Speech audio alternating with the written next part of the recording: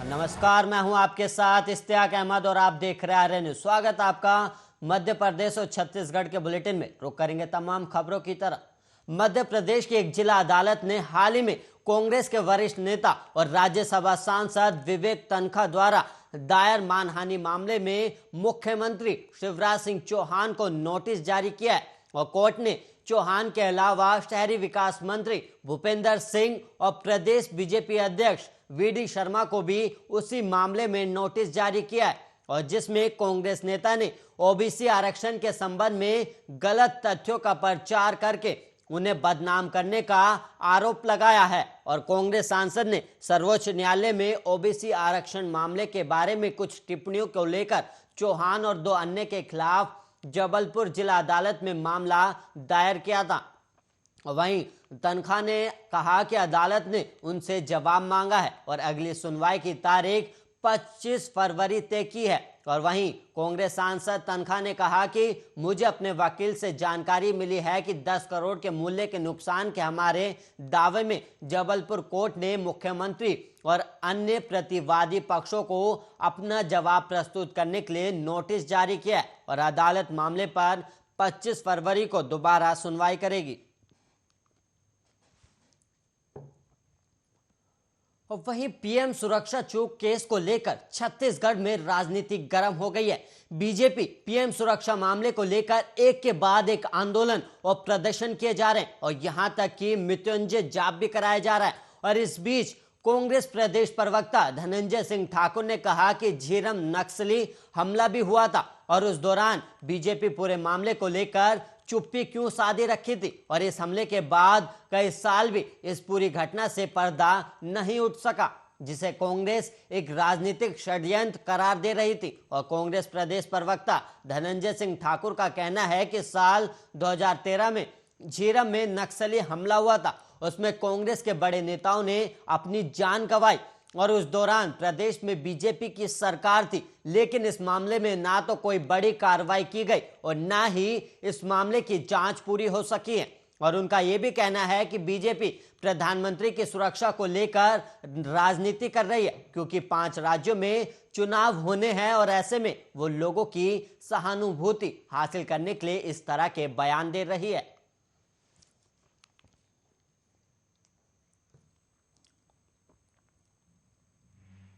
और वहीं छत्तीसगढ़ के भिलाई में सराफा व्यवसाय की गाड़ी से लाखों रुपए चोरी करने वाले आरोपियों को पुलिस ने गिरफ्तार किया है और पुलिस ने आरोपी के खिलाफ केस दर्ज करते हुए मामले की जांच भी शुरू कर दी है। और सराफा व्यवसायी Ritesh Soni power house circular market से अपनी गाड़ी की डिग्गी में करीब 6,20,000 रुपए और चेक बुक और चांदी की मूर्ति बैग में रखकर बैंक में नकदी जमा करने जा रहा था और इसी दौरान सेक्टर 6 मोन्यूमेंट पार्क के पास अपनी गाड़ी खड़ी करके अपने साथी के साथ पार्क में बैठने के लिए चले गए और जब वो कुछ देर बाद आकर देखा तो गाड़ी की डिग्गी में रखा बैग गायब मिला, जिसके बाद भिलाई नगर थाने में इसकी शिकायत दर्ज कराई और घटना की जानकारी के बाद पुलिस हरकत में आई और सुपेला पुलिस को मुखबिर से सूचना मिली कि कुछ संदिग्ध लड़के औकात से अधिक खर्च कर रहे हैं और पुलिस के जवान संदिग्धों के पीछे लग गए और इसी बीच कुछ संदिग्ध लड़कों के शराब दुकान के पास घंटों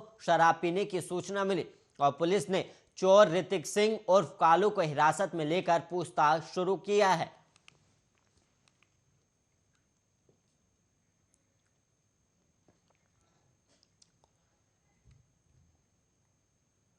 और वहीं छत्तीसगढ़ के कांकेर जिले के कोडेकुर्स थाना क्षेत्र के ग्राम गुर्दा टोला में नक्सली बनकर डकैती की घटना को अंजाम देने के लिए पहुंचे 3 युवकों को ग्रामीणों ने पकड़ लिया और जिसके बाद तीनों को पुलिस के हवाले किया गया और पकड़े गए आरोपियों में सीएएफ का एक जवान भी शामिल है और सीएएफ का जवान पिछले 2 महीने से ड्यूटी पर नहीं था और गिरफ्तार आरोपी के खिलाफ पुलिस डकैती के प्रयास और आर्म्स एक्ट के तहत अपराध दर्ज कर कार्रवाई कर रही है। और वहीं डकैती के प्रयास के आरोप में पकड़े गए आरोपी करंट वाले सिक्के की तलाश में नक्सली बनकर पहुंचे थे और डरा धमकाकर गांव वालों से सिक्का हासिल करना चाह रहे थे और आरोपियों का दावा है कि यह एक प्रकार जादुई सिक्का है जिससे शक्ति होती है और उससे व्यक्ति अमीर बन जाता है।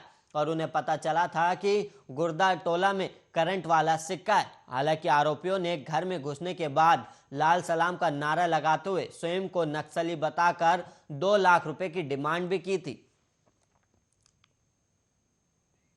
खबरों का सिलसिला यूं ही जारी रहेगा और आप देखते रहिए आर्य न्यूज। और रुक रहे हैं एक छोटे ब्रेक के लिए, उसके बाद फिर हाजिर होंगे। जब तक के लिए आप देखते रहिए आर्य। नमस्कार, मैं हूं आपके साथ इश्तियाक अहमद और आप देख रहे हैं आर्य न्यूज। स्वागत है आपका एक बार फिर ब्रेक के बाद, और स्वागत है आपका मध्य प्रदेश छत्तीसगढ़ में। और वहीं जांजगीर चांपा जिले में बीमा कंपनी की मनमानी पर उपभोक्ता फोरम का डंडा चला है। और जिले के 3 अलग अलग मामलों में जिला उपभोक्ता विवाद प्रतिशोध आयोग बीमा कंपनियों को कुल 19 लाख भुगतान करने के निर्देश दिए और साथ ही मानसिक क्षतिपूर्ति और वाद व्यय का भी जुर्माना लगाया गया है। और जिले में संचालित national insurance company limited, United India insurance company limited और रिलायंस जनरल इंश्योरेंस कंपनी के खिलाफ मामला दायर किया गया था, जिस पर फैसला आया है। दरअसल बीमा कंपनियों ने 3 अलग अलग मामलों में सेवा में कमी करते हुए दावा का भुगतान नहीं किया था। और वहीं उपभोक्ता आयोग ने हितग्राहियों के पक्ष में फैसला सुनाते हुए करीब 19 लाख रुपए भुगतान करने का आदेश दिया है।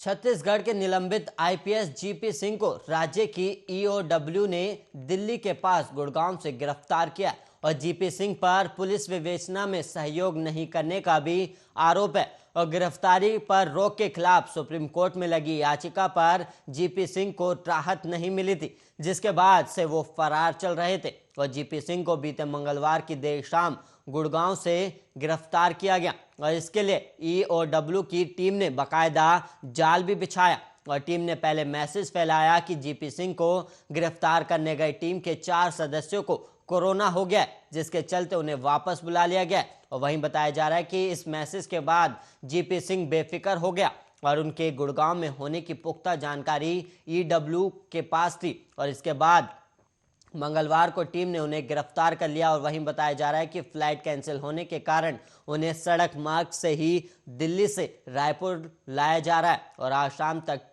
टीम उन्हें लेकर रायपुर पहुंच जाएगी और इसके बाद रायपुर कोर्ट में ही उन्हें पेश किया जाएगा। और राजद्रोह के मामले में कोर्ट परिसर से ही उनकी गिरफ्तारी रायपुर पुलिस कर सकती है।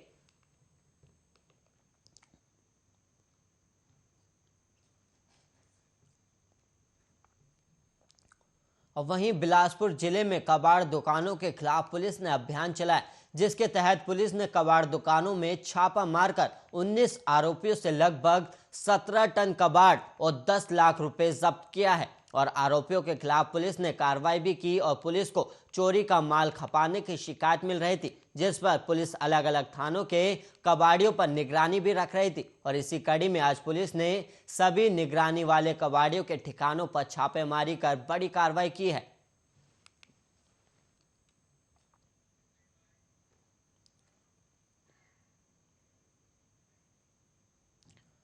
कोरोना संक्रमण के साय में 33 और दीक्षांत समारोह रानी दुर्गावती विश्वविद्यालय में 12 जनवरी को संपन्न हो रहा था। और वहीं बताया जा रहा है कि इस कार्यक्रम में राज्यपाल मंगू भाई पटेल सहित उच्च शिक्षा मंत्री मोहन यादव और कई गणमान्य लोग शामिल होंगे। और विश्वविद्यालय में बुधवार को होने वाले कार्यक्रम को लेकर विश्वविद्यालय प्रबंधन ने तैयारी शुरू कर ली है। और आज कलेक्टर और एसपी विश्वविद्यालय पहुंचे, जहां उन्होंने मौके का जायजा भी लिया। हालांकि एनएसयूआई कोरोना संक्रमण के बीच होने वाले दीक्षांत समारोह का लगातार विरोध भी कर रही है। और जबलपुर रानी दुर्गावती विश्वविद्यालय में 12 जनवरी को 33वां दीक्षांत समारोह होने वाला है और विश्वविद्यालय प्रबंधन इस कार्यक्रम को कोरोना प्रोटोकॉल के तहत करने का दावा किया है। और दीक्षांत समारोह के लगातार हो रहे विरोध के बीच कार्यक्रम संयोजक डॉक्टर सुरेंद्र सिंह का कहना है कि जो भी इस समारोह में आएगा उसका वैक्सीन प्रमाण पत्र देखा जा रहा है और इसके अलावा सबकी थर्मल स्क्रीनिंग की जाएगी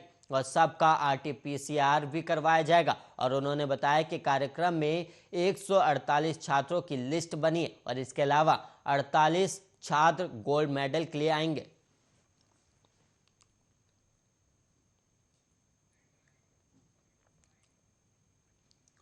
मध्य प्रदेश में कोरोना के बढ़ते मामलों को देखते हुए प्रशासन ने जबलपुर में मकर संक्रांति के दिन नर्मदा तटों पर लगने वाले मेलों पर रोक लगा दी है और संक्रमण पर यहां उमड़ने वाली भीड़ को रोकने के लिए प्रशासन ने ये आदेश जारी किया है और साथ ही कहा है कि आदेश का उल्लंघन करने वालों के खिलाफ सख्त कार्रवाई की जाएगी। और यहां पर हर साल हजारों लोग नदी में आस्था की डुबकी लगाने आते हैं और सर्दियों से सूर्य के उत्तरायण होने के पर्व मकर संक्रांति पर नर्मदा किनारे मेले लगते आए हैं। और वहीं नए साल की शुरुआत के साथ ही जबलपुर में कोरोना के मामलों में रफ्तार पकड़ी है और जिसने प्रशासन की भी चिंता बढ़ा दी और नर्मदा नदी के घाटों पर लगने वाले मकर संक्रांति के मेलों पर भारी संख्या में भीड़ जुटती थी और संक्रमण ना फैले और लोगों की सुरक्षा का ख्याल रखते हुए एसडीएम दिव्या अवस्थी ने गोरखपुर अनुभाग के अंतर्गत नर्मदा नदी के सभी घाटों और ग्वारी घाट, झेरी घाट, खारी घाट, सिद्ध घाट, उमा घाट, घुघरा घाट, शकर घाट, तिवारा घाट, लम्हेटा घाट और बेड़ा घाट को प्रतिबंधित कर दिया और साथ ही ये भी कहा गया है कि आने वाले अन्य पर्वों के दौरान भी मेलों के आयोजनों को प्रतिबंधित कर दिया है। और वहीं एसडीएम ने घाटों पर समूह में स्नान करने पर भी रोक लगा दी है।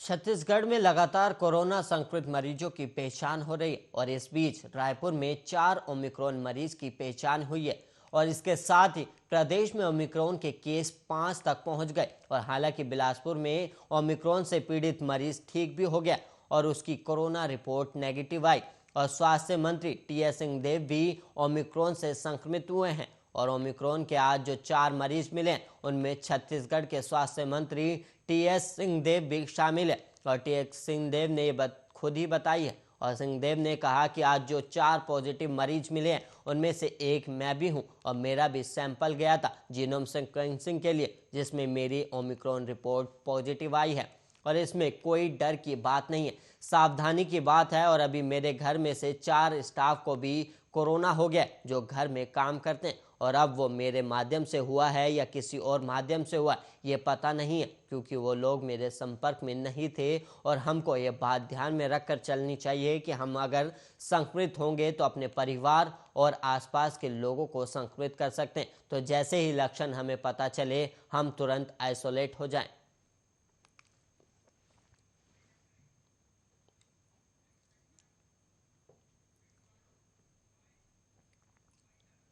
इसी के साथ मध्य प्रदेश और छत्तीसगढ़ के बुलेटिन में इतना ही। देश और दुनिया की तमाम खबरों के लिए आप बने रहिए आर्य न्यूज के साथ।